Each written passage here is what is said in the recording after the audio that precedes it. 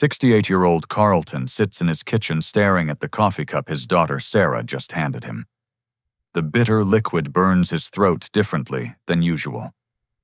5 minutes ago, they were screaming about her secret plan to sell his house and move him into assisted living. Now she's smiling sweetly, watching him drink. His vision blurs. The room spins. As Carlton crashes to the floor, Sarah's voice echoes distantly. "Sorry, Dad, but this is for your own good." Darkness swallows him whole. The first thing I noticed was the antiseptic smell.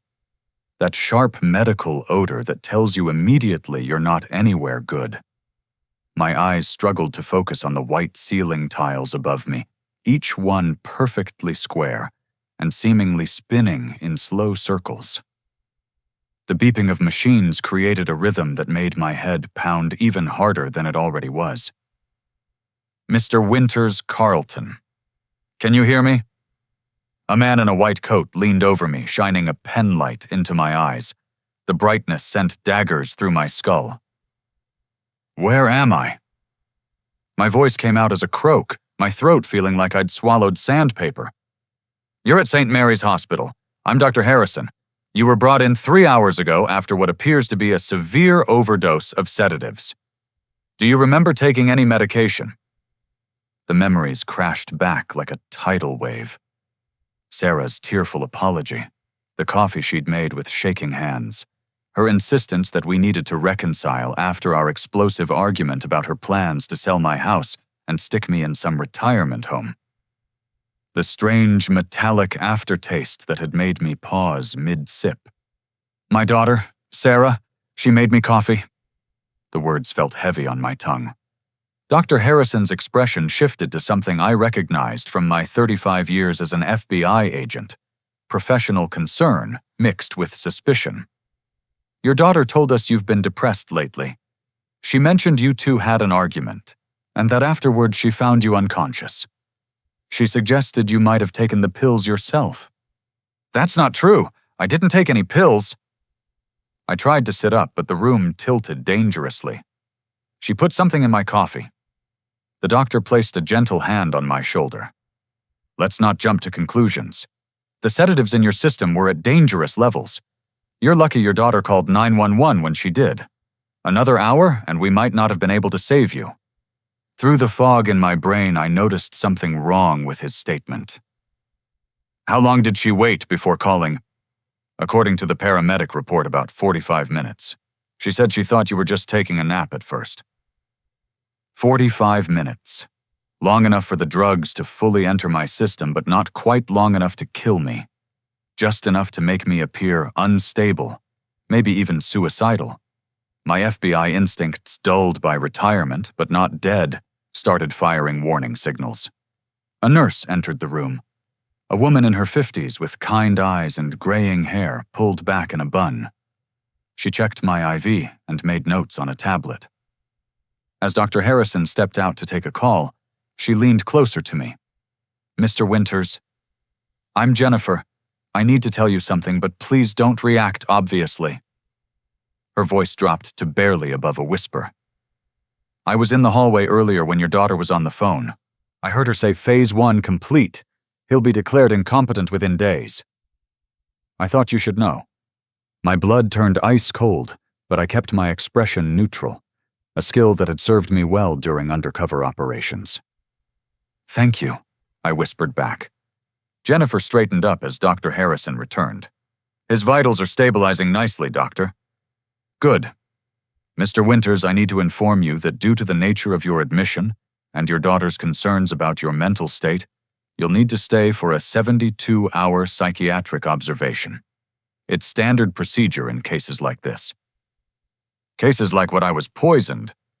"You were found with dangerous levels of sedatives in your system after a family argument. Your daughter has expressed concerns about your recent behavior, your refusal to consider assisted living despite some apparent memory issues, and now this incident. We have to take these matters seriously." Memory issues. I wanted to laugh at the absurdity. My mind was sharp as ever, sharp enough to see the trap closing around me. "I want to speak to my lawyer." Of course. But first, we need to complete the observation period. Your daughter has already begun the process of filing for temporary power of attorney given the circumstances. She says it's just to ensure your bills are paid while you're here. The room might have been climate-controlled, but I felt a chill that went bone deep. Sarah wasn't just trying to get my house. She was going for everything. My freedom, my autonomy, my entire life. After the doctor left, I lay there piecing together the puzzle. The past few months suddenly made more sense. The times I'd felt unusually tired after Sarah visited. The confusion she'd mentioned to my neighbors when I'd forgotten conversations that I now realized never happened. The concerned calls she'd made to my doctor about my declining mental state that I'd only learned about secondhand. My daughter, my sweet Sarah, who I'd raised alone after her mother died, who I'd put through college and law school, who I'd walked down the aisle just 8 years ago, had been systematically building a case against me. And the coffee wasn't attempted murder. It was the final piece of evidence she needed to have me declared incompetent. But Sarah had made one crucial mistake. She didn't really know her old man. She saw a 68-year-old widower living alone, someone she could manipulate and control. She didn't see the federal agent who'd spent decades taking down criminals far smarter than her.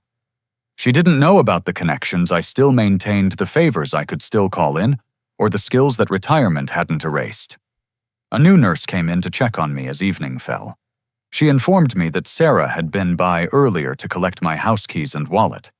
For safekeeping, she'd said. She'd also had my car towed to her house and changed the locks on my home for security reasons while you're recovering.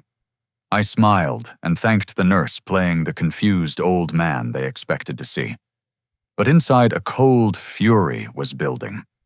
Not the hot rage of our argument earlier, but something far more dangerous. The calculated determination of a man who'd spent his career bringing criminals to justice. Sarah thought she had me cornered helpless in a hospital bed while she stole my life. She was about to learn that the most dangerous predator is the one that appears weak just before it strikes. The silent wolf strategy I'd used to take down mob bosses and corporate criminals would work just as well on an ungrateful daughter and whoever was helping her. As night settled over the hospital, I began to plan. Every betrayal would be documented. Every lie would be exposed. Every conspirator would be revealed.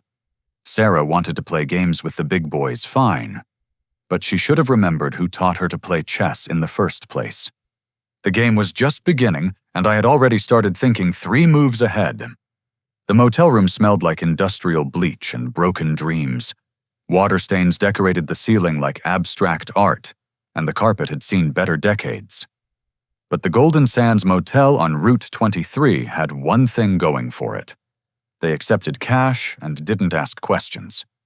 After my release from the psychiatric ward, it became my temporary command center. I sat on the edge of the sagging bed, counting my assets. $300 in emergency cash I'd kept hidden in my car's spare tire compartment. Old habits from my FBI days. A burner phone purchased from a gas station. And most importantly, a business card I'd kept in my wallet for 15 years. Raymond Thompson Private Investigations. Ray answered on the second ring. Carlton Winters, I'll be damned. Heard you were living the quiet life in retirement. Not so quiet anymore, Ray. I need your help. Can you meet me at Murphy's Diner in an hour? That's serious, huh? I'll be there. Murphy's Diner hadn't changed since we'd met there during active cases back in the day. Same cracked vinyl booths, same grease-stained menus, same waitress who'd been old 20 years ago and seemed immortal now. Ray slid into the booth across from me, his detective's eyes already cataloging the bruises on my arms from the IV lines and the exhaustion written across my face. You look like hell, Carlton. Feel worse. My daughter tried to have me committed, drugged my coffee, told everyone I'm suicidal and incompetent. She's already stolen my house keys, emptied my checking account, and filed for power of attorney. Ray whistled low. Sarah? The one you put through law school? The very same. But here's the thing, Ray. This isn't spur of the moment. She's been planning this for months, maybe longer. I need you to dig into her finances, her contacts, everything. I'll pay you when I get access to my accounts again. Your money's no good here, Carlton. You saved my career back in '98 when internal affairs came sniffing. I owe you more than one favor. What do you need? I slid him a napkin where I'd written Sarah's information. Full background on her and her husband, Mark. Financial records, phone records if you can get them. Any meetings with real estate developers or elder care facilities. And Ray, be careful. If she's willing to poison her own father, she won't hesitate to hurt anyone else who gets in her way. Ray pocketed the napkin. I'll start tonight. Where are you staying? Golden Sands, room 12, registered under Francis Morgan. My old undercover alias, another habit that died hard. Over the next week, Ray worked his magic while I played the defeated old man. I called Sarah from the motel phone, putting on an Oscar-worthy performance. Sweetheart, I'm so sorry about our argument, I said, injecting just the right amount of confusion into my voice. I don't know what came over me. Maybe you're right. Maybe I do need help. Oh, Daddy. Her voice dripped with false concern. I'm just glad you're feeling better. The doctor said the medication interaction could have killed you. We were so lucky I found you when I did. Medication interaction.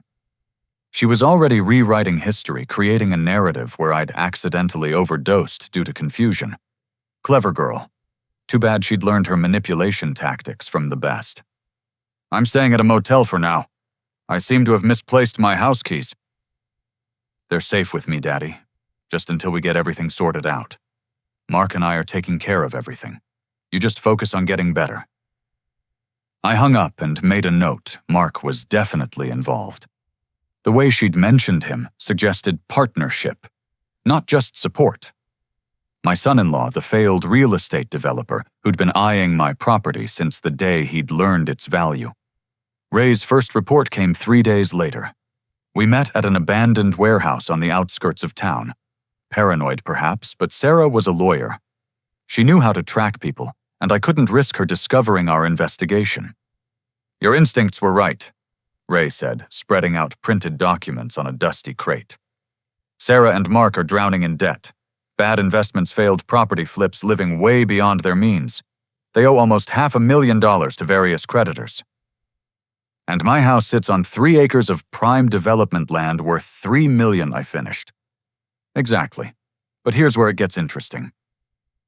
Ray pulled out a series of photographs. These were taken outside something called Golden Years Asset Management. Ever heard of it? I shook my head. They specialize in what they call elder relocation services. Basically, they help adult children gain control of their parents' assets, liquidate everything, and move the seniors into care facilities. They take a hefty percentage, of course. Your daughter's met with them 6 times in the past 4 months. The pieces were falling into place. She needed me either dead or declared incompetent to access the property. And get this, remember those times you felt unusually tired after her visits? I pulled your credit card records. She's been buying Rohypnol precursors online for months. Not enough to flag law enforcement, but enough to build up a pattern of confusion and memory issues. I thought back to all those Sunday dinners where I'd felt strangely exhausted afterward, the times Sarah had mentioned to neighbors that I seemed out of it lately. She'd been drugging me in small doses, creating a paper trail of mental decline. There's more, Ray continued. I managed to get my hands on some security footage from the coffee shop across from your doctor's office. Sarah's been meeting with a woman named Linda Watson. She's listed as a consultant for Golden Years. But here's the kicker. I've seen her before. She was leaving Mark's office building at 2 a.m. last Tuesday. And she wasn't there for business, if you know what I mean. I studied the grainy photo Ray handed me. An attractive woman in her 40s, perfectly coiffed, and wearing a suit that screamed expensive. The kind of woman who could turn a weak man's head and make him betray everything. Mark's having an affair. That's my guess, which means your daughter might be getting played too. This Linda Watson shows up right when Sarah starts planning your incompetency case. That's no coincidence. A new player in the game. This was getting more complex than a simple family betrayal. I needed more information, and I knew exactly how to get it. Ray, I need you to get me some recording equipment. Small stuff, the kind that can be hidden in a car or clipped inside a jacket. What are you planning? Sarah still borrows my car sometimes, claims hers is in the shop. If she thinks I'm a helpless old man who doesn't even know she has the keys, she'll get careless. People always talk freely in cars. They think they're alone. Ray grinned. The Carlton Winters I remember is back. I'll have the equipment to you by tomorrow. That night, I called my other daughter, Emma. She lived in Seattle working as a pediatric surgeon. We'd always been close until about 2 years ago, when our communications had mysteriously dropped off. Sarah had told me Emma was too busy with her career to call that she'd moved on from her small-town family. It had hurt, but I'd accepted it. Now I wondered what else Sarah had lied about. The phone rang several times before a familiar voice answered. Hello? Emma, it's Dad. A sharp intake of breath. Dad, oh my God, is this really you? Sarah told me you didn't want to talk to me anymore, that you were angry about me missing Christmas 2 years ago. I've been calling and writing, but you never responded. My heart clenched. My baby girl thought I'd abandoned her. Emma, honey, I never got any calls or letters, and I was never angry. Sarah's been managing things. Dad, what's going on? You sound different. Are you okay? I made a decision then. Emma deserved the truth. No, sweetheart, I'm not okay, but I will be. I need you to listen carefully to what I'm about to tell you. An hour later, Emma was booking a flight home. The cavalry was coming, but I couldn't wait for reinforcements. The next morning, I retrieved my car from the impound lot. Sarah had thoughtfully paid the fees, probably to maintain her image as the caring daughter. I installed Ray's surveillance equipment, carefully hiding the tiny cameras and microphones in places even a suspicious person wouldn't think to check. Then I called Sarah again. Honey, I'm feeling a bit foggy today. I can't seem to remember. Did I sign those papers you needed for my medical care? Not yet, Daddy. But don't worry about it. Just rest. Actually, I might need to borrow your car tomorrow. Mine's making that funny noise again. Of course, sweetheart. You know where I keep the spare key. She didn't actually. But she had my original set, so the lie didn't matter. What mattered was that she took the bait. The trap was set. Now I just had to wait for the rats to scurry into it. The game had advanced past the opening moves. Sarah thought she was playing against a senile old man who could barely remember his own name. She was about to discover she was actually facing a grandmaster who'd been setting up the board while she was still learning to crawl. The investigation was revealing more than just a daughter's betrayal. It was uncovering a conspiracy that went deeper than simple greed. And every new piece of evidence was another nail in the coffin Sarah was building, except it wouldn't be mine. As I lay in that dingy motel room, listening to the trucks rumble by on the highway, I smiled for the first time since tasting that bitter coffee. The hunter was about to become the hunted. And I'd learned long ago that the most satisfying victories were the ones your enemies never saw coming. Patricia Wells's law office occupied the top floor of a building that had seen better days, but her reputation was spotless. 30 years of fighting elder abuse cases had made her a legend in legal circles and a nightmare for predatory relatives. Her secretary, a young man with sharp eyes, had snuck me up the back stairs to avoid any chance encounters with Sarah's legal contacts. Mr. Winters, Patricia said, rising from behind a desk stacked with case files. She was in her 60s with silver hair pulled back severely and eyes that missed nothing. Ray Thompson speaks highly of you, says you're dealing with a family situation that requires discretion and expertise. I laid out the evidence Ray and I had gathered, the drugging the meetings with Golden Years Asset Management, the financial records showing Sarah's crushing debt. Patricia listened without interrupting, occasionally making notes in precise handwriting. The recording from your car came through this morning, I said, sliding her a USB drive. Sarah and Mark discussed their timeline. They need me declared incompetent within the month to avoid foreclosure on their house. Patricia plugged in the drive, and Sarah's voice filled the office. The old fool actually apologized to me. Can you believe it? 3 more weeks and we'll have full control. Linda says the buyers are ready to move as soon as we get the property transferred. Mark's response made my stomach turn. Just keep playing the concerned daughter. Once the house is sold and he's tucked away in Shady Pines, we can finally breathe again. Patricia stopped the recording. This is good, but we need more. Sarah's a lawyer. She knows how to walk the line.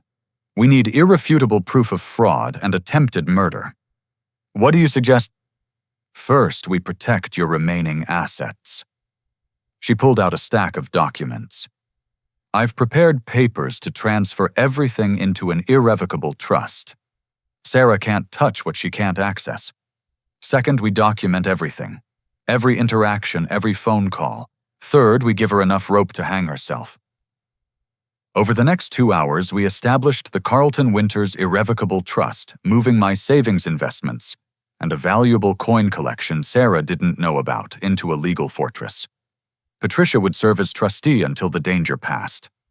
Now for the fun part, Patricia said, with a predatory smile that reminded me why prosecutors feared her. We're going to let Sarah think she's winning while we build a federal case against her. Federal. Elder abuse across state lines, wire fraud, attempted murder conspiracy to commit fraud. Your daughter's been a busy girl. The FBI will be very interested, especially given your background. But first, we need her to commit fully to her plan. That evening, I put on my best confused old man act and called Sarah. Sweetheart, I've been thinking. Maybe you're right about me needing help. Could you come by tomorrow? Bring those papers you mentioned, for my medical care. The eagerness in her voice made me sick. Of course, Daddy, I'll bring everything. We just want what's best for you. I met her at a restaurant instead of the motel. Public spaces were safer, and Patricia had arranged for a paralegal to be at the next table recording everything. Sarah arrived carrying a leather folder, her smile bright and false as a $3 bill. You look better, Daddy, she said, kissing my cheek. The same lips that had encouraged me to drink poisoned coffee. I feel confused sometimes, I said, letting my hand shake slightly as I reached for the water glass. Maybe you're right. Maybe I can't take care of myself anymore. Her eyes lit up with triumph. It's nothing to be ashamed of. Getting older is hard. That's why we need to make sure someone responsible is looking after your affairs. She pulled out the papers. Not medical power of attorney, as she'd claimed, but documents that would give her complete control over my property and finances. Bold of her to bring fraud evidence to a recorded meeting. I pretended to struggle reading them. The print is so small. Don't worry about the details, Daddy. Just sign here and here and here. I picked up the pen, then paused. Sarah, honey, can I ask you something? Of course. Why did you tell Emma I didn't want to talk to her? The question caught her off guard. For just a moment, the mask slipped, and I saw the calculating stranger my daughter had become. Then the false concern returned. Emma's been so busy, Daddy. I didn't want to worry you when she couldn't visit. You know how upset you get. I see. I signed the papers with a shaky hand, using my left hand instead of my right, making the signature legally worthless, but close enough to fool casual inspection. There you go, sweetheart. Sarah practically glowed as she collected the documents. Thank you, Daddy. You won't regret this. Mark and I will take care of everything. After she left, the paralegal approached my table. Got it all, Mr. Winters. Clear fraud, elder abuse, and coercion. Ms. Wells will be pleased. But I wasn't done. That afternoon, Ray's surveillance equipment paid off again. Sarah met with Linda Watson in my car, discussing their plans in detail. Linda's voice was cultured professional. The property assessment came back at $3.2 million. My buyers are willing to pay cash, quick closing. Your father just needs to be unavailable to contest the sale. The nursing home is ready, Sarah replied. Shady Pines has a bed in their secure dementia ward. Once he's there, visits will be restricted for his adjustment period. By the time anyone thinks to check on him, everything will be finalized. And Mark understands the arrangement. Sarah laughed bitterly. Mark thinks he's getting 40%. He doesn't know about our side deal. 30% to you directly hidden from the divorce settlement. Smart girl. Though I do feel a bit guilty about poor Mark. Don't. He's been skimming from his construction projects for years. I learned about his offshore accounts last month. He's not as clever as he thinks. My blood ran cold. Not only was Sarah betraying me, she was planning to betray her husband too. And Linda Watson was playing everyone against each other. This wasn't just elder abuse. It was a complex web of fraud and deception that would destroy multiple lives. But Linda had made a mistake. She'd mentioned buyers and quick closing terms that suggested this wasn't her first rodeo. Ray's instincts had been right. There was something off about Ms. Watson. I called Patricia from a payphone. We need to dig deeper into Linda Watson. This feels like part of a larger operation. Already on it, Patricia said. My investigator found something interesting. Linda Watson didn't exist before 5 years ago. No birth certificate, no school records, nothing. But her fingerprints match someone named Margaret Pierce, who disappeared from Phoenix after several elderly people died under suspicious circumstances. Their properties were all sold through the same shell company that's now trying to buy your house. The pieces clicked into place. Sarah hadn't just partnered with a real estate consultant. She'd allied herself with a professional predator who specialized in stripping assets from vulnerable seniors. And if Margaret Pierce's history was any indication, I was lucky the coffee had only contained sedatives. Patricia, we need to move fast. If they think I'm resisting, they might try something more permanent. Agreed. I'm reaching out to my contact at the FBI tonight. This is officially bigger than a family dispute. Can you stay safe for another week? We need them to fully commit to the fraud before we spring the trap. I've stayed alive this long, I said grimly. What's another week? But as I hung up the phone, I wondered if I was being overconfident. Sarah had already proven she was willing to poison me. Linda Watson, or Margaret Pierce, or whatever her real name was, had possibly killed before. And Mark, despite being a fool, was desperate enough to be dangerous. The counterattack was in motion, but the enemy was more formidable than I'd initially thought. This wasn't just about saving my house or my freedom anymore. This was about stopping a predatory ring that had destroyed who knows how many families. I thought about Emma flying in from Seattle, about the trust I'd set up to protect my assets, about the evidence Patricia was building. The pieces were in place. Sarah thought she held all the cards, but she'd forgotten the first rule of poker. Never show your hand until all the bets are in. The trap was baited. The hunters were about to become the hunted. And I was going to enjoy every minute of watching their world crumble around them. The conference room at Patricia Wells's law firm had been transformed into a war room. Emma sat beside me, her hand occasionally squeezing mine in support. She'd arrived 2 days ago, and the reunion had been tearful. 2 years of Sarah's lies evaporating in moments. Now my younger daughter's surgical precision was focused on a different kind of operation, exposing her sister's betrayal. They're expecting a competency hearing. Patricia explained, adjusting the hidden cameras one last time. Sarah filed the petition yesterday, claiming you're unable to manage your affairs.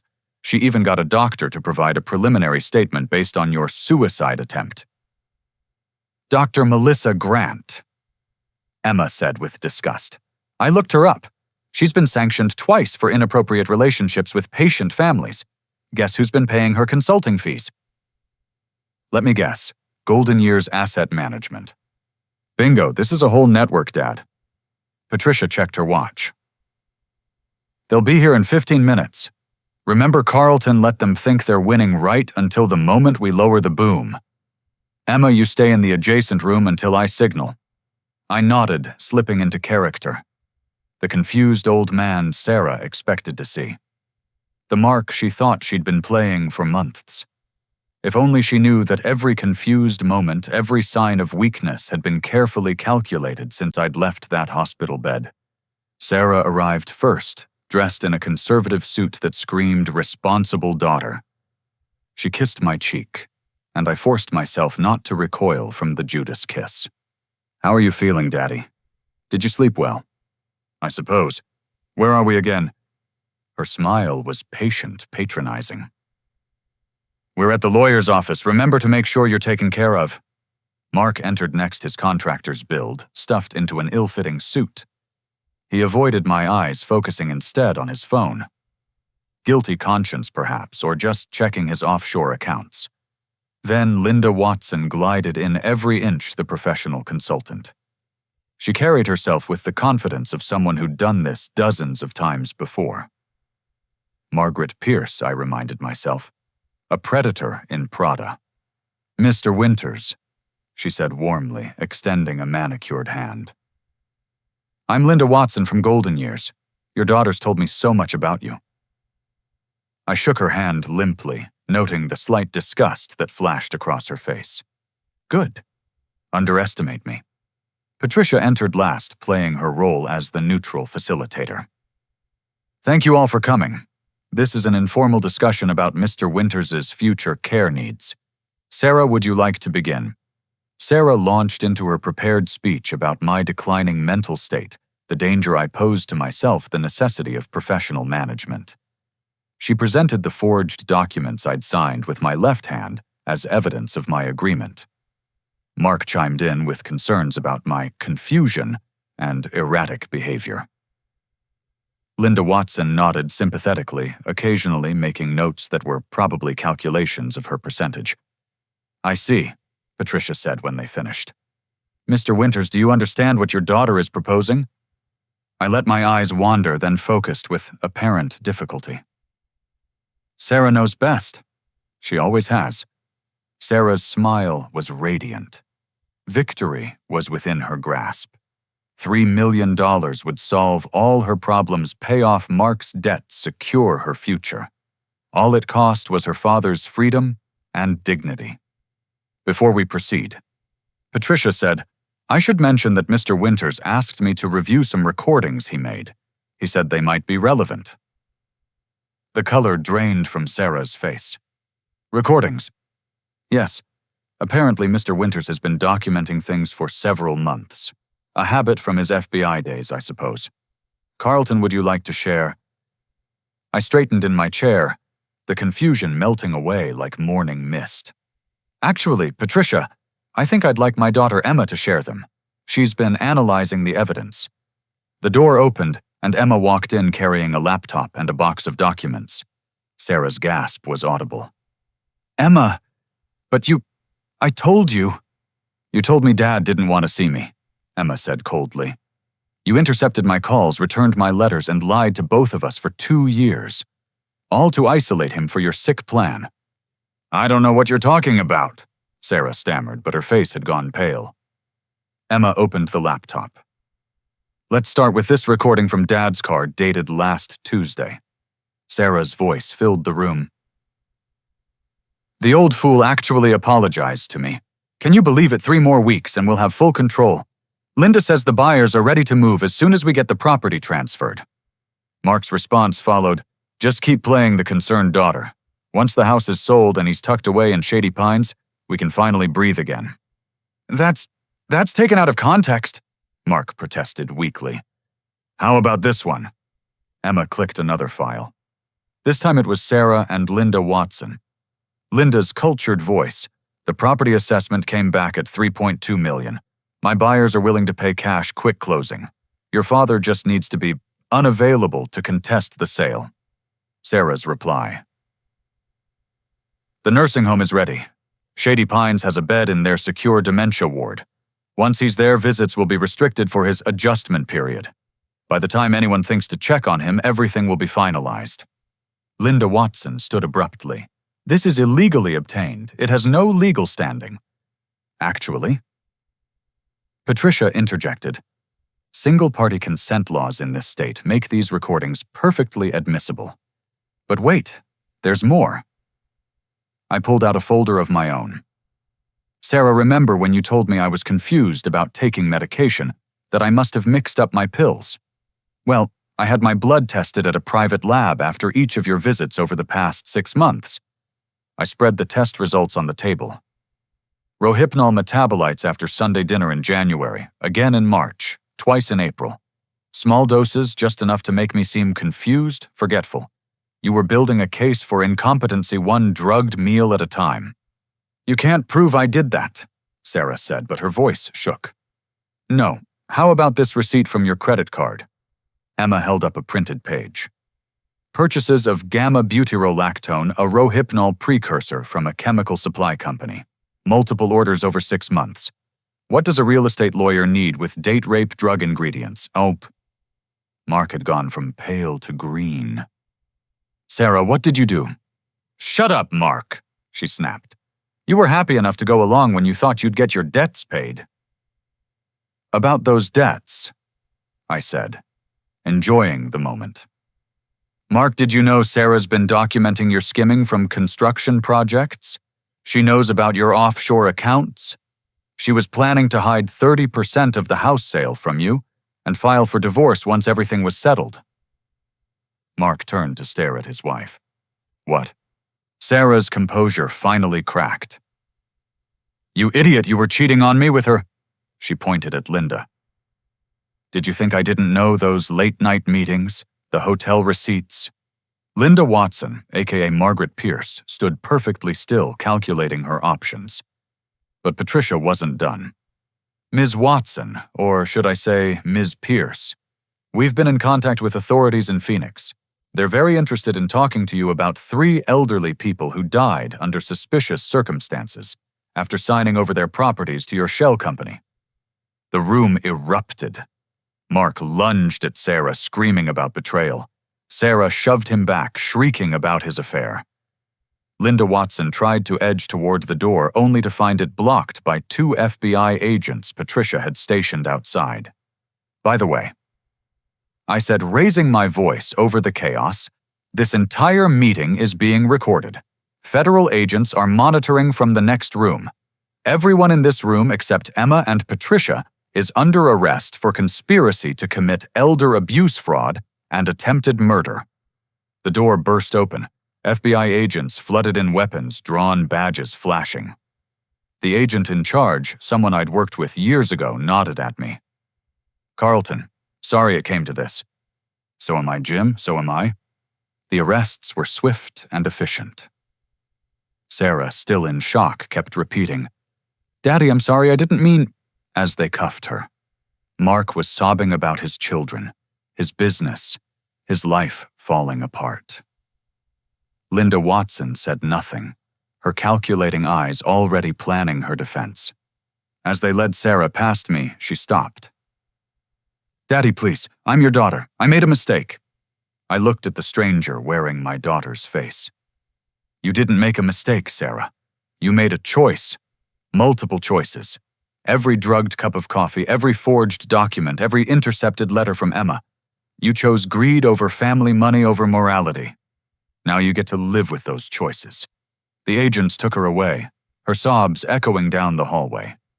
Mark followed then Linda Watson, who maintained her composure even in handcuffs. The room fell silent except for the hum of electronics and Emma's quiet crying. Patricia put a hand on my shoulder. You did the right thing, Carlton. Did I just sent my daughter to federal prison? Emma wiped her tears and hugged me fiercely. No, Dad. Sarah sent herself to prison the moment she decided to poison you. You just made sure she couldn't hurt anyone else.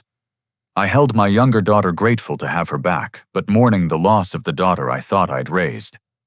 The evidence would ensure convictions for all 3 conspirators. Sarah faced 25 years.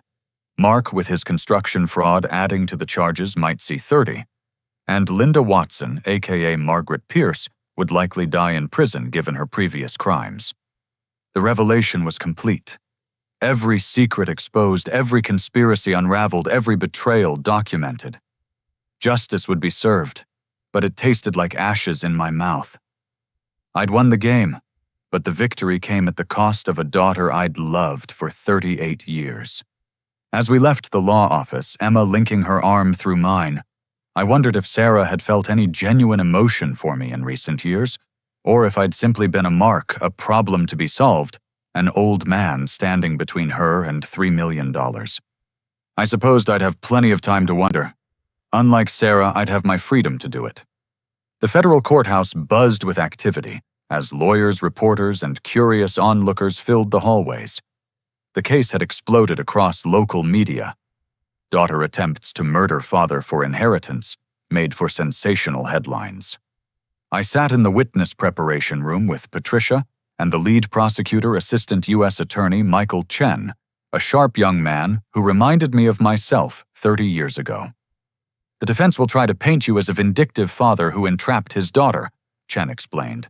They'll claim the recordings were edited, that you manipulated a desperate woman trying to help her confused father. Are you prepared for that?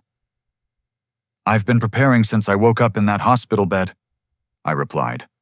Emma sat beside me, having taken leave from her practice to support me through the trial. She'd been my rock these past weeks, helping me process the betrayal while keeping me focused on justice rather than revenge. Mr. Winters, Chen continued, we need to discuss the plea negotiations. Sarah's attorney is pushing for a deal. No deals, I said firmly. She made her choices. Now she faces the consequences. The door opened, and an FBI agent entered. Sir, you need to see this. We've uncovered additional evidence from Linda Watson's computers. Chen reviewed the documents, his expression darkening. This changes everything. Watson wasn't working alone. She was part of a nationwide network targeting wealthy seniors. Your daughter wasn't her first recruit. She'd compromised dozens of family members across 12 states. My stomach turned. Sarah hadn't just fallen in with a bad crowd. She'd joined a criminal organization that preyed on the elderly. How many fathers had been betrayed? How many had not been lucky enough to survive? There's more, the agent continued. We found communications between Watson and Mark dating back 2 years. He brought Sarah into this, not the other way around. Emma gasped. Mark recruited his own wife to poison her father. The debt records show he was desperate. He owed money to some dangerous people, the kind who break legs first and ask questions later. Watson offered him a solution: recruit family members with elderly relatives worth targeting. He'd get a finder's fee plus a percentage of the take. I felt the last pieces clicking into place. Mark had married Sarah knowing about my property value. He'd spent years setting this up, getting deeper in debt to force the timeline. Sarah might have been weak and greedy, but she'd also been manipulated by professionals who knew exactly which buttons to push. The trial began 2 days later. The courthouse was packed, the media having turned it into a circus. I kept my composure as I entered, ignoring the shouted questions and flash of cameras. This wasn't about publicity. It was about justice. Sarah entered in shackles wearing orange instead of her usual designer suits.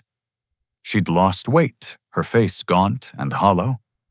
When our eyes met, I saw a flicker of the little girl who used to demand bedtime stories, who'd clung to me at her mother's funeral, who'd beamed with pride at her law school graduation. Then the moment passed, and the stranger returned.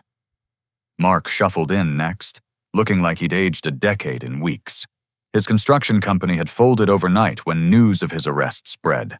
His assets were frozen, his reputation destroyed. He kept shooting desperate glances at Sarah, who steadfastly ignored him.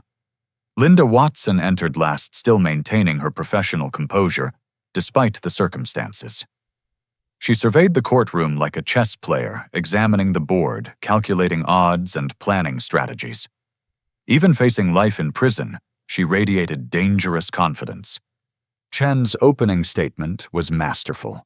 He laid out the conspiracy in detail, using charts and recordings to show how the defendants had systematically planned my destruction.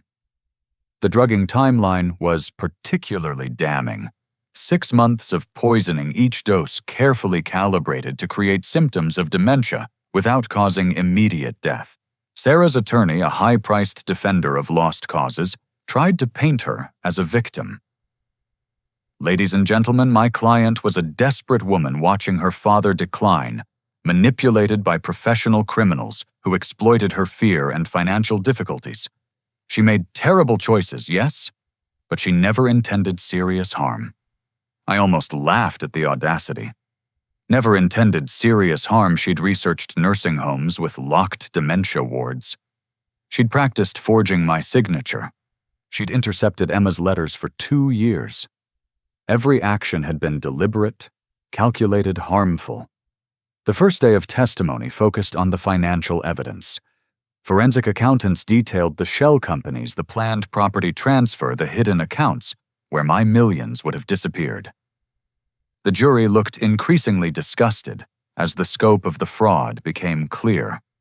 Day 2 brought the medical testimony. The toxicologist explained how the drugs found in my system could have caused permanent organ damage or death. Mr. Winters is fortunate to have survived. Another dose or two at those levels could have been fatal. Sarah visibly flinched at that. Perhaps she'd convinced herself the drugs were harmless, just something to make me compliant. The reality that she'd nearly murdered me seemed to hit home. But the real drama came on day 3 when Mark took the stand as a cooperating witness. He'd flipped on both women in exchange for a reduced sentence, and his testimony was devastating. "Linda approached me 2 years ago," he said, not meeting anyone's eyes. "She knew about my debts, said she had a solution. All I had to do was convince Sarah that her father needed help, that he was becoming a danger to himself." "And you agreed?" Chen asked. "I was desperate. I owed $300,000 to people who don't accept bankruptcy as an answer. Linda said it was victimless. Elderly people got professional care, families got financial relief. She made it sound like a service." "When did the plan change from care to murder?" Mark squirmed. Sarah got impatient. Carlton wasn't showing enough signs of decline. Linda suggested increasing the doses, said it would speed things up. Sarah agreed immediately. She said waiting was too stressful, that she needed it over with. Sarah's attorney objected vigorously, but the damage was done. Mark continued for hours detailing meetings, plans, the affair with Linda that had started as business and become personal. He revealed that Linda had played him too, planning to cut him out once the sale went through. She said Sarah was too emotional, too sloppy. After Carlton was dealt with, Linda was going to frame Sarah for everything and disappear with the money. I was supposed to get immunity for testifying against my own wife. The courtroom erupted. Sarah stared at Mark in horror, realizing she'd been everyone's patsy. Linda Watson's expression never changed, but I caught a slight tightening around her eyes. Her perfect plan was unraveling thread by thread. Chen played the recordings next. Sarah's voice filled the courtroom, calling me an old fool, discussing drugging schedules, laughing about my confusion. The jury's faces hardened with each phrase. Whatever sympathy they might have felt evaporated as they heard her callousness. Then came Emma's testimony. My daughter was brilliant walking the jury through the intercepted letters, the systematic isolation, the medical evidence she'd compiled. She broke down, describing the 2 years she'd thought I'd abandoned her, the pain of believing her father no longer loved her. "Sarah didn't just try to steal Dad's money," Emma said through tears. "She stole our relationship. She stole 2 years I can never get back. She made me think my father, the man who raised me alone after Mom died, who never missed a soccer game or science fair, who taught me to be strong and independent. She made me think he didn't want me anymore. That's a cruelty I can't forgive." Sarah began sobbing, perhaps finally understanding the full scope of her actions. But it was too late for tears. The defense's case was weak. Sarah's therapist testified about her anxiety and financial stress, as if that excused attempted murder.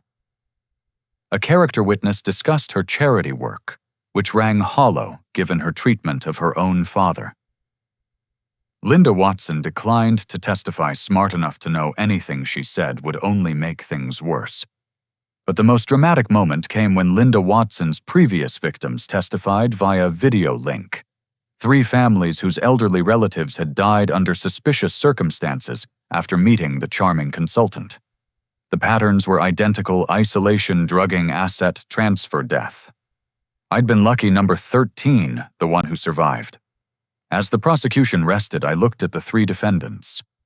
Mark, broken and pathetic, facing 20 years, but likely to serve 10 with his cooperation. Linda Watson, revealed as a serial predator who destroyed dozens of families, facing life without parole. And Sarah, my firstborn, facing 25 years for attempted murder, elder abuse, fraud, and conspiracy. The jury deliberated for less than 3 hours.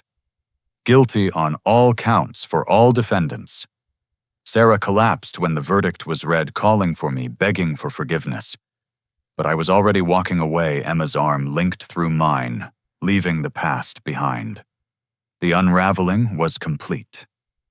Every lie exposed, every scheme shattered, every conspirator facing justice. But as we emerged into the afternoon sun, I felt no triumph, only a bone-deep weariness. I'd won, but at the cost of a daughter I'd loved more than life itself. "You did the right thing, Dad," Emma said softly. "I know," I replied, "but knowing doesn't make it easier." We drove home in silence, past the house where Sarah had grown up, where she'd taken her first steps, spoken her first words, dreamed her childhood dreams. The house she'd been willing to kill me to possess. Some victories, I realized, were indistinguishable from defeats, but justice had been served, and that would have to be enough. The sentencing hearing arrived 6 months after the verdict. The courthouse was less crowded now, the media circus having moved on to fresher scandals. But for those of us involved, this was the final chapter of a nightmare that had consumed our lives. I sat in the gallery with Emma and Patricia Wells, who'd become more than just my attorney. She'd become a friend who understood the complex grief of losing a child to their own choices. The defendants were brought in separately, the authorities having learned to keep them apart after several incidents during the trial. Mark entered first, wearing a suit that hung loose on his diminished frame. Prison had not been kind to him. He'd lost the swagger that once made him seem larger than life, replaced by a haunted look that spoke of nights spent reliving his mistakes. He glanced at me once, then quickly away, unable to hold the gaze of the man whose life he'd tried to destroy. Linda Watson followed, still impeccably groomed despite her circumstances. She'd maintained her Ice Queen composure throughout the trial, but I noticed new lines around her eyes, a slight tremor in her hands. The FBI had connected her to 15 elder abuse cases across the country. 3 had resulted in deaths that were now being investigated as murders. She faced the possibility of never seeing freedom again. Sarah came last, and the sight of her hit me like a physical blow. My daughter, once vibrant and full of life, looked like a ghost. Her hair, which she'd always kept perfectly styled, hung limp and gray-streaked. The orange jumpsuit emphasized how much weight she'd lost. But it was her eyes that truly showed the toll. Empty, hopeless, aged beyond her 38 years. Judge Harrison, a stern woman in her 70s, who'd seen too many family betrayals in her career, called the court to order. "Before I pass sentence, I'll hear from anyone who wishes to make a statement." Chen stood first. "Your Honor, the government asks you to consider the heinous nature of these crimes. The defendants didn't simply steal. They betrayed the most sacred trust that exists, the bond between family members. Mr. Winters spent decades serving his country in law enforcement, raised his daughters alone, after his wife's death provided every opportunity for success. His reward was to be poisoned, robbed, and nearly murdered by the very people who should have protected him." He detailed the investigation's findings, the nationwide scope of Linda Watson's crimes, the calculated nature of the conspiracy. "We ask for the maximum sentences allowed by law. Anything less sends a message that elder abuse is somehow a lesser crime, that targeting the vulnerable carries lighter consequences." These defendants have shown no genuine remorse, only regret at being caught. Patricia spoke next on my behalf, as I'd chosen not to address the court directly. Carlton Winters is a man who dedicated his life to justice. He spent 35 years putting criminals behind bars, protecting the innocent, upholding the law. He raised 2 daughters with love and sacrifice, never remarrying, because he wanted to focus on being the best father possible. The betrayal he suffered goes beyond financial loss or physical harm. It strikes at the very core of who he is as a father and a human being. She paused, her voice carrying the weight of her decades fighting such cases. Yet even in his pain, Mr. Winters sought justice, not revenge. He could have simply disappeared with his remaining assets, left Sarah to her schemes, walked away. Instead, he chose the harder path, exposing not just his daughter's crimes, but an entire network of elder abuse. His courage has saved countless other seniors from similar fates. The court should honor that courage with sentences that reflect the severity of these crimes. The defense attorneys made their pleas, but their hearts weren't in it. Mark's lawyer spoke of his cooperation, his remorse, his children who needed their father. Sarah's attorney tried once more to paint her as a victim of circumstance, manipulated by sophisticated criminals. Linda Watson's lawyer, knowing he faced an impossible task, simply asked for the court's mercy based on his client's age and health. Then came the victim impact statements from Linda Watson's other victims. Families spoke via video link about parents and grandparents who'd died alone in substandard facilities while their assets vanished. Children who'd been told their elderly parents didn't want to see them anymore. Survivors who'd lost everything and spent their final years in poverty because they'd trusted the wrong person. One woman, Mrs. Chen from California, spoke directly to Linda Watson. "My mother died thinking her children had abandoned her. You isolated her, drugged her, stole everything she'd worked for, then left her to die alone in a Medicare facility. She was a teacher for 40 years, saved every penny for her children's future. You took it all. I hope you spend every remaining day of your life remembering the faces of those you destroyed." Judge Harrison called for a recess before sentencing. I stepped outside for air, Emma beside me. The sky was bright and clear, a contrast to the darkness we'd been swimming in for months. "Are you okay, Dad?" Emma asked. "I'm trying to be," I admitted. Part of me still sees the little girl who used to fall asleep in my arms. It's hard to reconcile that with the woman in there. "Hey, people change," Emma said softly. "Or maybe they reveal who they always were. Either way, this isn't your fault." We returned to hear the sentences. Judge Harrison began with Mark. "Mr. Johnson, you betrayed your wife, your family, and your community. You brought poison into a home that welcomed you, convinced a daughter to destroy her father for money. Your cooperation is noted, but it doesn't erase your crimes. I sentence you to 20 years in federal prison with possibility of parole after 12. Mark sagged, but nodded, accepting his fate. His construction empire was gone, his reputation destroyed, his marriage over. 20 years might as well have been life. Ms. Watson, or should I say Ms. Pierce, or any of the dozen aliases you've used over the years." The judge's voice turned to steel. "You are a predator of the worst kind. You target the vulnerable, destroy families, steal not just money, but the final years of peace our elders deserve. The evidence suggests you've been doing this for over a decade, leaving a trail of broken families and suspicious deaths. You show no remorse, no acknowledgement of the pain you've caused. I sentence you to life in federal prison without the possibility of parole." Linda Watson's composure finally cracked. Her legs gave out, and bailiffs had to hold her upright. The Ice Queen melted in the face of spending her remaining decades in a cage. "Sarah Winters!" Judge Harrison paused, looking at my daughter with something that might have been pity. "Your case is perhaps the most tragic. You had every advantage: a loving father, a good education, a successful career. Yet you chose to poison the man who gave you life, who raised you alone, who sacrificed for your success.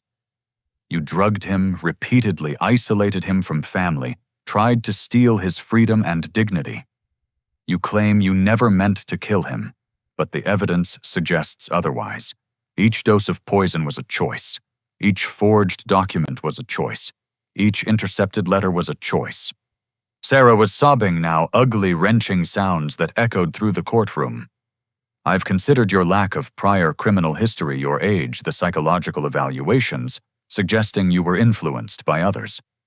But I must also consider the calculated nature of your crimes, the months of planning the complete betrayal of filial duty. I sentence you to 25 years in federal prison with possibility of parole after 20. Sarah's wail cut through the room. Daddy, please, I'm sorry, I'm so sorry. But I was already standing to leave. There was nothing left to say. Apologies couldn't undo the poison, couldn't return. The 2 years Emma and I had lost couldn't rebuild trust, shattered into dust. As the bailiffs led the defendants away, I caught a final glimpse of Sarah. She looked back at me, and for just a moment I saw my daughter again. Not the stranger who'd poisoned me, but the girl who'd held my hand at her mother's funeral, who'd made me Father's Day cards with crooked hearts and misspelled words. Then the moment passed, the doors closed, and she was gone. Outside the courthouse, reporters waited with questions I had no interest in answering. Patricia and Emma flanked me as we pushed through to the car. The questions followed us. How did it feel? Would I ever forgive her? What was next? What was next was living, rebuilding, finding purpose in the ruins of what had been my family. 3 weeks later, I stood before a packed auditorium at the regional FBI headquarters. They'd asked me to speak about elder abuse, to share my story with new agents and local law enforcement. I'd initially declined, but Emma convinced me that my experience could save others. Trust. I began looking out at the young faces, is the foundation of family. When that trust is betrayed, it doesn't just steal money or property. It steals the very essence of what makes us human. Our connections, our love, our belief in the goodness of those closest to us. I told them about the warning signs I'd missed, the slow escalation, the careful planning that goes into such crimes. I explained how predators like Linda Watson specifically target family members in financial distress, offering solutions that lead to darker places. My daughter is serving 25 years in federal prison, I said, letting that sink in. She was a successful lawyer, educated, intelligent, but desperation and greed can corrupt anyone. Your job is to protect those who can't protect themselves, to be the voice for victims who've been silenced by drugs or isolation or fear. The response was overwhelming. Other victims reached out, sharing their stories, finding comfort in knowing they weren't alone. Law enforcement agencies requested training materials based on our case. The media coverage led to new legislation strengthening elder abuse penalties. Emma and I used the painful experience to build something positive. We established the Winters Foundation for Elder Protection, funded by the sale of my house. On my terms, at my timing, with the proceeds going where I chose. The foundation provided resources for families, training for law enforcement, and support for victims. 6 months after the sentencing, I received a letter from Sarah. I'd refused all previous attempts at contact, but this one came through her attorney with a note saying it was important I read it. Dear Dad. It began in handwriting I still recognized despite everything. I don't ask for forgiveness because I know I don't deserve it. I write only to tell you that I've begun working with federal investigators to expose more of Linda Watson's network. I know it doesn't undo what I did, but maybe it can prevent other families from suffering what we did. I think about Mom every day, wondering what she would say about what I became. I know she would be ashamed. I know you are too. I destroyed everything good in my life for money that would never have made me happy. Please tell Emma I'm sorry for stealing those years. Tell her she was always the better daughter, the one who deserved your love and pride. Take care of yourself, Dad. Be happy. It's all I can hope for now. Your daughter, I know I no longer deserve the title Sarah. I folded the letter carefully and placed it in a drawer. Perhaps someday I'd be able to forgive her completely. But forgiveness didn't mean forgetting, and it certainly didn't mean allowing her back into my life. Some betrayals cut too deep to heal fully. Justice had been served. The guilty were punished, the network exposed, future victims saved. But justice, I'd learned, wasn't the same as restoration. What was broken remained broken even if the breaking had consequences. I looked out my window at Emma's children playing in the yard. Grandchildren Sarah would never know, family gatherings she'd never attend, a future she'd forfeited for 30 pieces of silver that turned to ash in her hands. The price of betrayal, I reflected, was paid by everyone involved. But at least now the ledger was balanced. 2 years had passed since the trial that changed everything. I stood in the garden of my new home, smaller than the old place, but filled with warmth instead of memories that had turned bitter. Emma and her family had moved back from Seattle, buying the house next door. The sound of my grandchildren playing drifted over the fence, a melody of healing that no amount of money could have purchased. Grandpa, look what I made. 6-year-old James ran through the gate holding up a birdhouse he'd constructed from popsicle sticks and determination. That's wonderful, buddy, I said, examining his work with the seriousness it deserved. The birds are going to love it. Emma followed, carrying year-old Carolyn on her hip. My younger daughter had bloomed in these 2 years, her practice thriving, her family growing. She'd taken her pain and transformed it into purpose, becoming an advocate for elder rights alongside her medical career. Dad, the foundation called. 60 Minutes wants to do a segment on our work. They're particularly interested in the early warning system we've developed. The Winters Foundation for Elder Protection had exceeded our wildest expectations. What started as a way to channel grief into action had become a nationwide movement. We'd trained over 10,000 law enforcement officers, established hotlines in 15 states, and helped prosecute dozens of cases similar to mine. The early warning system Emma mentioned used AI to detect patterns of elder abuse in financial records and medical reports, catching predators before they could complete their schemes. That's good news. I said, helping James hang his birdhouse in the apple tree. The more awareness we can raise, the more families we can protect. The doorbell rang, and I went to answer it, finding Patricia Wells on my doorstep with a bottle of wine and a smile. Thought we should celebrate, she said. The California legislature just passed the Winters Act. Mandatory minimums for elder abuse, increased funding for investigation, and civil asset forfeiture for convicted abusers. Your testimony made the difference. We sat on the back porch watching the sunset paint the sky in shades of gold and crimson.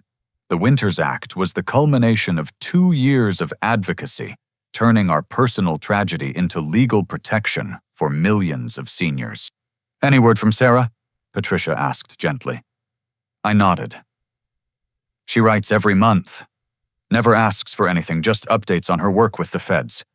She's helped them uncover 3 more rings like Linda Watson's.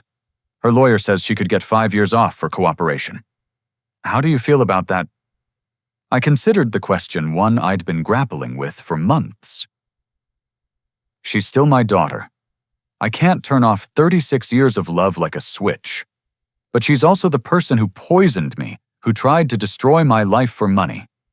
Those 2 truths exist simultaneously, and I've had to learn to live with the contradiction. Emma joined us, having put Caroline down for her nap. I got a letter from her, too. First one she sent me. She didn't ask for forgiveness, just said she was glad I was there for you. That she was grateful someone deserving inherited your love. We sat in companionable silence, 3 people bound by survival and purpose. The Foundation's work continued to grow, but our greatest achievement was simpler. We'd learned to trust again, to build family from the ashes of betrayal. A month later, I found myself in an unexpected place. The federal prison where Sarah was serving her sentence. I'd wrestled with the decision for weeks before Emma finally said, "Go. Not for her, but for you. You need to see who she's become to truly let go of who she was." The woman who sat across from me in the visiting room was a stranger, and my daughter simultaneously. Prison had aged her, but there was something else. A clarity in her eyes that hadn't been there before, as if the weight of pretense had finally lifted. "I didn't think you'd come," she said simply. "Neither did I, but Emma thought it might help us both find some peace." Emma always was the wise one. A ghost of a smile crossed her face. "I've been working with a therapist here, trying to understand how I became someone who could poison her own father. The simple answer is greed, but the real answer is more complex. Ego resentment, a sense of entitlement I never examined. Mark's debts were just the catalyst for something that was already broken inside me. We talked for an hour, not as father and daughter, but as two people trying to understand an incomprehensible betrayal. Sarah told me about her work with investigators, how she detailed every aspect of the conspiracy to help prevent future crimes. She'd become something of an expert on elder abuse psychology teaching classes to other inmates about recognizing manipulation tactics. "I know I can never make amends," she said as our time drew to a close. "But I want you to know that I think about the victims every day. Not just you, but all the families Linda Watson destroyed. I've been corresponding with some of them trying to help them find closure. It's the only useful thing I can do from here." As I stood to leave, she called out, "Dad, thank you for stopping me. I know that sounds strange, but if you hadn't fought back, I would have destroyed more than just our family. I would have destroyed myself completely." I left the prison with a strange sense of closure. Sarah would serve at least 20 years missing her children's lives, if she ever had them growing old behind bars. But she was facing her crimes, honestly working to prevent others from following her path. It wasn't redemption exactly, but it was accountability. The real redemption came in smaller moments. Teaching James to ride a bike in the same park where I'd taught Sarah and Emma decades ago. Holding Caroline as she took her first steps. Sharing Sunday dinners with chosen family, Emma and her husband Patricia, and her wife Ray Thompson, and his poker buddies who'd become my support group. One evening, as autumn painted the leaves in brilliant shades, I hosted a gathering for the Foundation's volunteers. The house was full of laughter and purpose people who'd turned their own experiences with elder abuse into action. As I looked around the room, I realized this was what family really meant. Not just blood, but bonds forged in shared purpose and mutual care. "Can I have everyone's attention?" I called out, tapping a spoon against my glass. 2 years ago, I thought my life was ending. I woke up in a hospital bed betrayed by someone I loved more than life itself. But that ending became a beginning. Because of all of you, thousands of seniors are safer today. Thousands of families have been spared what we went through. I raised my glass higher. To survival, to justice, to the families we choose and the ones that choose us, and to the truth that no betrayal, no matter how deep, can destroy the human capacity for love and trust. It can only redirect it toward those who truly deserve it. The room erupted in cheers and applause. Emma wiped tears from her eyes. Patricia smiled with the satisfaction of battles won, and I felt something I hadn't experienced in years: complete and utter peace. Later that night, after everyone had gone home, I sat in my study working on the book Patricia had convinced me to write. When Trust Breaks: A Father's Journey Through Betrayal to Purpose would be published next year, with all proceeds going to the Foundation.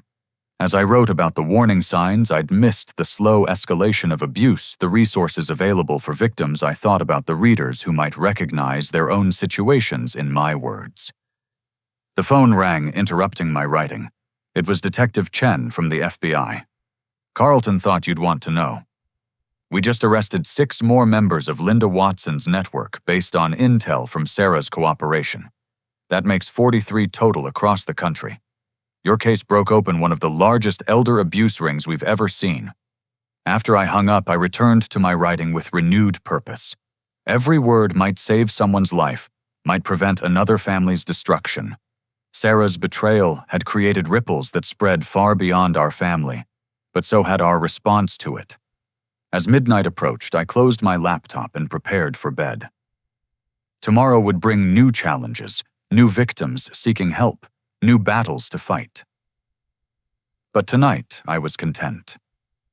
The man who'd collapsed on his kitchen floor, poisoned by his own daughter, had transformed into something stronger. Not despite the betrayal, but because of how he'd chosen to respond to it. I thought of Sarah in her cell working to atone for crimes that could never be fully forgiven. I thought of Emma sleeping peacefully next door, her children safe and loved. I thought of the thousands of seniors who would never know my name, but whose lives were safer because of what we'd survived. The last thing I did before turning off the light was look at a photo on my nightstand. Not of the family I'd lost, but of the family I'd gained. Emma, her children, Patricia Ray, and a dozen of others who'd become my tribe. People who'd proven that love wasn't about blood or obligation, but about showing up standing firm and choosing each other every single day. Trust once broken could never be perfectly mended. But from its fragments, something new could be built. Something perhaps even stronger than what had come before. That was the ultimate revenge against those who sought to destroy us, not just surviving, but thriving. Not just healing, but helping others heal. As sleep took me, I smiled. Tomorrow would bring its own challenges, but tonight I was exactly where I needed to be, at peace with the past, and ready for whatever future awaited. The coffee that had been meant to destroy me had instead revealed my true strength and the depth of love that surrounded me. The bitter taste was gone, replaced by something far sweeter. The knowledge that even in our darkest moments we have the power to choose light. And in that choice lies our greatest victory. I wanted to share this story with you because I believe there are others out there who might recognize the warning signs I missed. If you're worried about an elderly loved one, please pay attention to sudden isolation, unexplained confusion, or family members who seem too eager to take control. Have you, or someone you know, experienced something similar? Please share your story in the comments below. Your experience might save another family from going through what we did. If this story touched you, please like and share it. Subscribe to hear more about our work with the Winters Foundation and how you can protect the seniors in your life. Thank you for listening to my story. May you and your loved ones always choose love over greed, trust over betrayal, and family over fortune. Remember, the people who truly love you will never ask you to sacrifice your dignity for their gain. Stay safe, stay aware, and most importantly, stay connected to those who matter most.